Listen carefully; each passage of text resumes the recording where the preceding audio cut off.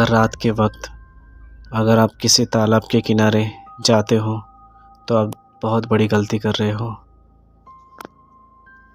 आपको रात के वक्त तालाब के किनारे नहीं जाना चाहिए, क्योंकि वहाँ की हवा, वहाँ का वातावरण आपको इस कदर एक दिन ऐसे फंसा देगा कि वहाँ से आपको निकलना मुश्किल हो जाएगा।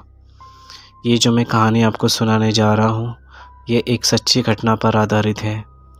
ये मेरे करीबी रिश्तेदार, उनके दोस्त के साथ हो चुकी है। वो उम्र में मुझसे काफ़ी छोटा है, पर आज भी उस रात के बारे में जब उससे पूछा जाता है तो उसकी रूह कांप जाती है। मुझे उस बात करने से भी उसे डर लगता है उस बारे में। इस कहानी को सुनने से पहले अगर आप इस चैनल पे नए हो तो इस चैनल को सब्सक्राइब कर दीजिए। तो शुरू करते हैं इस कहानी को। ये कहानी है मुंबई शहर की, वहाँ के स्टेशन मलाड मालवनी की। आपने नाम तो सुना होगा।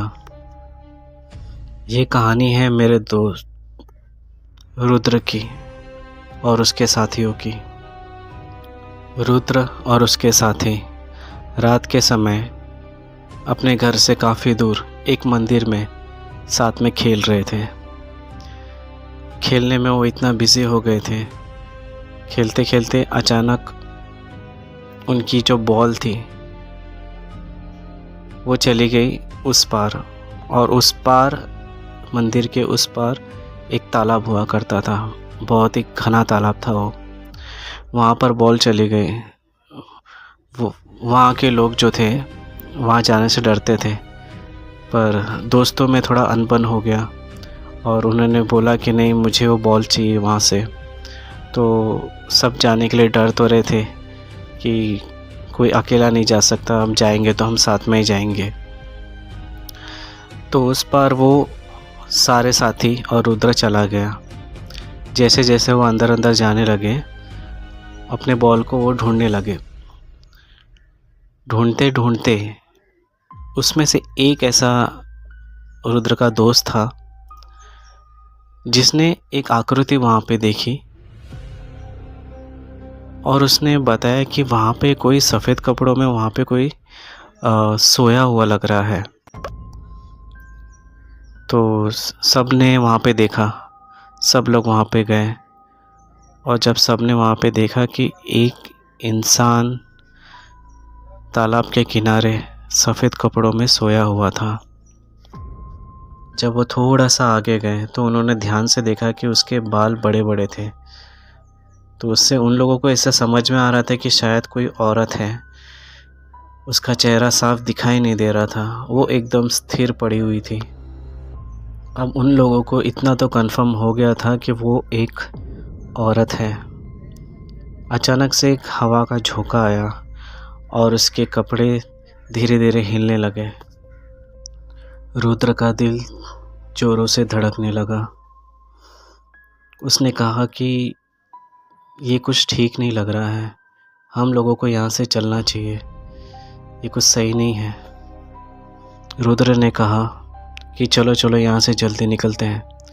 तो उसके सारे दोस्त दीवार फांक कर मंदिर के ज़रिए होकर सब अपने घर पे भाग गए।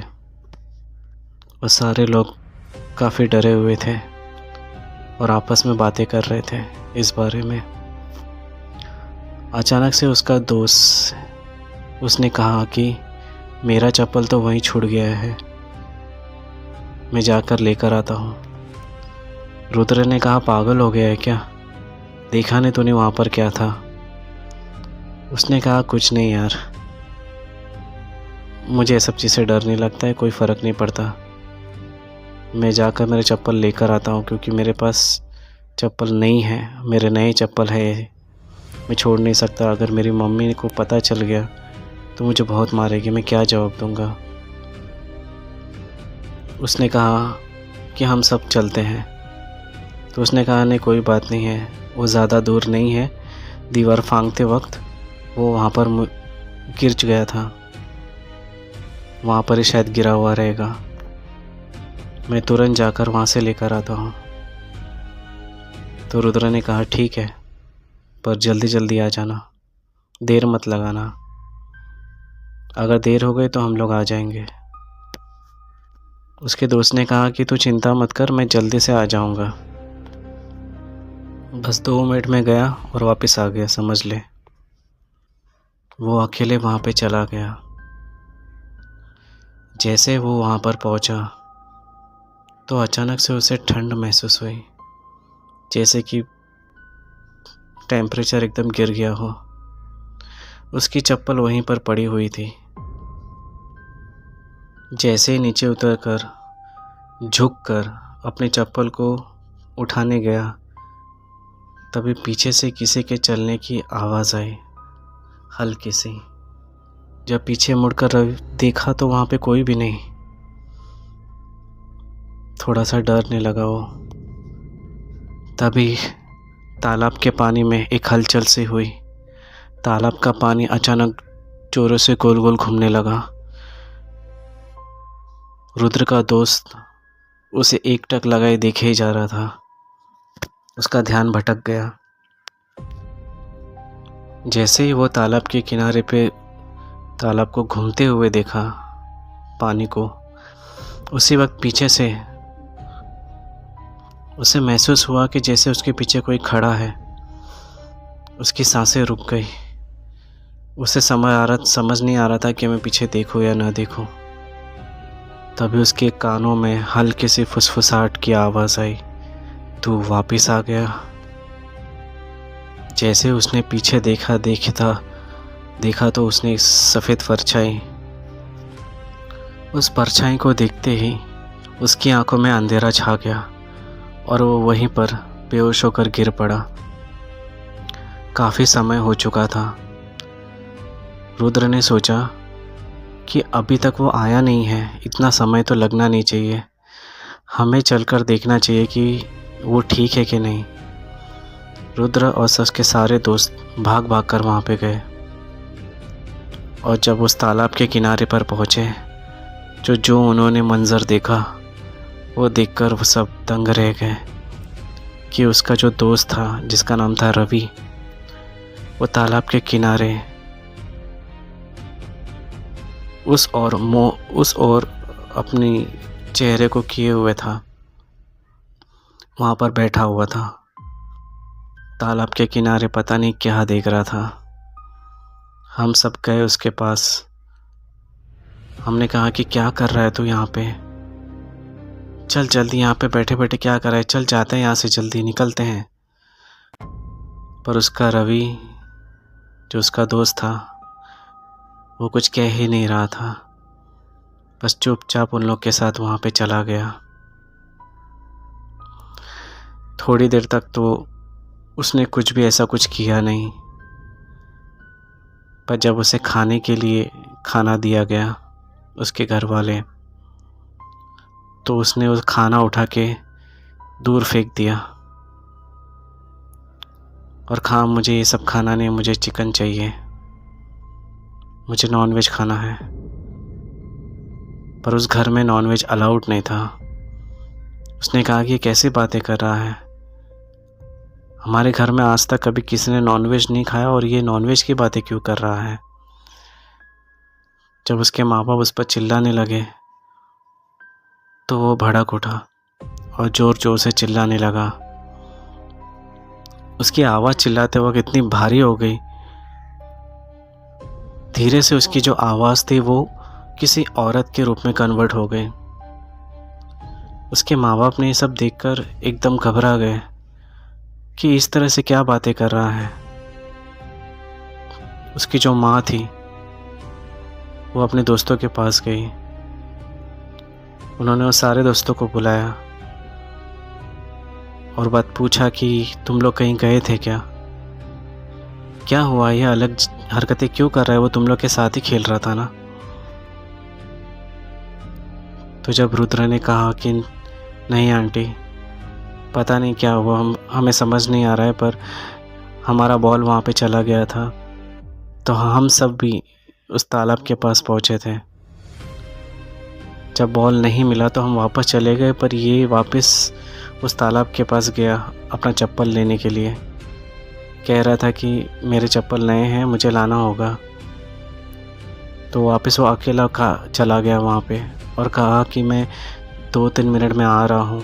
पर जब वो नहीं आया तो हम लोग भाग भाग कर वहाँ पे गए तो तालाब के किनारे बैठा हुआ मिला था।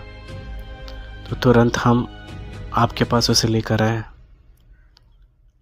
तो ऐसा करके जब रुद्र ने कहा तो उसकी माँ और उसके दोस्त रुद्र के सब लोग घर की तरफ गए। देखा तो वो चीख रहा है, चिल्ला रहा है किसी औरत की आवाज़ में। अब वो औरत की तरह ही बोलने लगा था और कहने लगा, ये मेरे पास आया है, इसे अब मैं जाने नहीं दूंगी, इसे मैं नहीं छोड़ूंगी, इसे अपने साथ लेकर जाऊंगी। जब ऐसे बातें करने लगा तो माँ बाप पे क्या बीतती है ये तो वही समझ सकते हैं। वो काफ़ी घबरा गए। अब उनके पास और कोई रास्ता नहीं था। वहाँ पर एक नामी बाबा थे जिन्होंने ये सब पहले भी ठीक किया हुआ था। तो उसके पास गए, उन्होंने उसे बुला कर लेकर आए। जब उस लड़के ने, रवि ने, उस बाबा को देखा तो और जोर से चिल्लाने लगा एक औरत के रूप में। वो कहने लगी कि आप जिसको भी बुलाओ, मैं इसे छोड़ने वाली नहीं हूँ।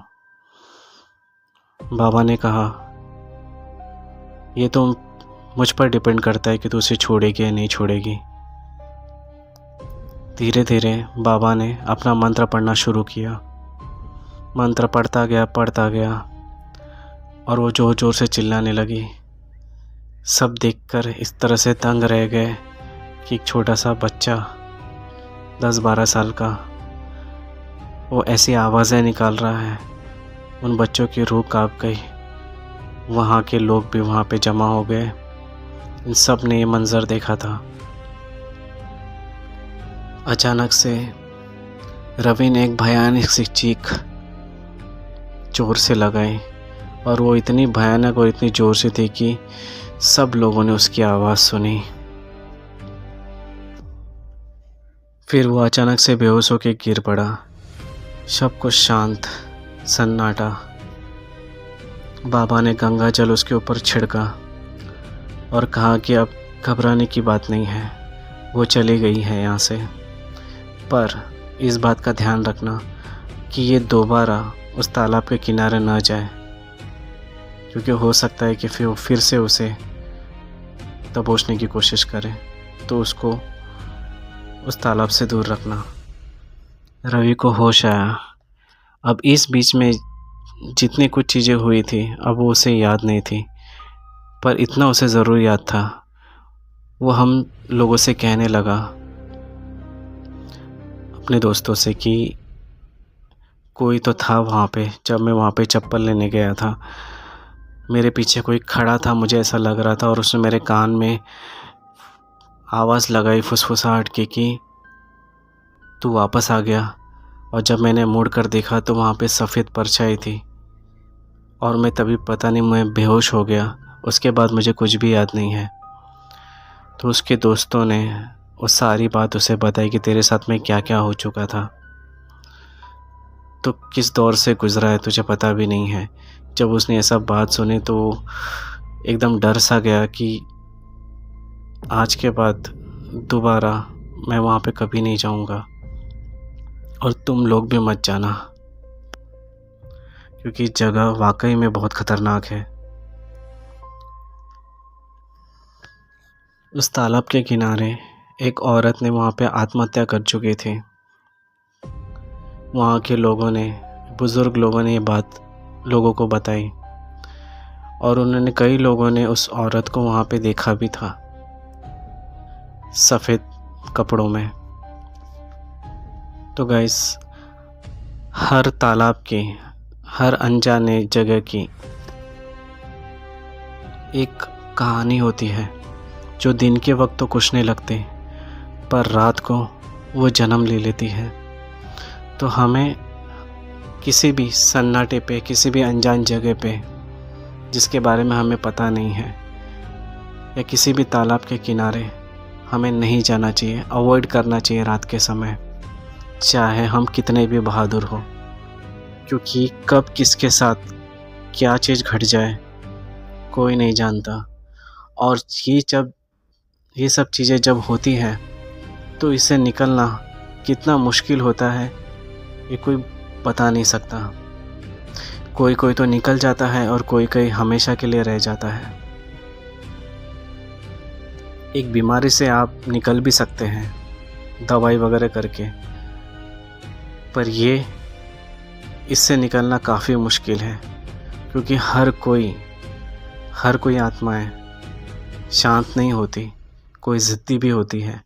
अगर उसने ज़िद पकड़ ली तो वो तुम्हें छोड़ेगी भी नहीं। इस बात का हमेशा ध्यान रखिएगा। तो अपना ख्याल रखें, खैरियत रहे। Thanks for watching.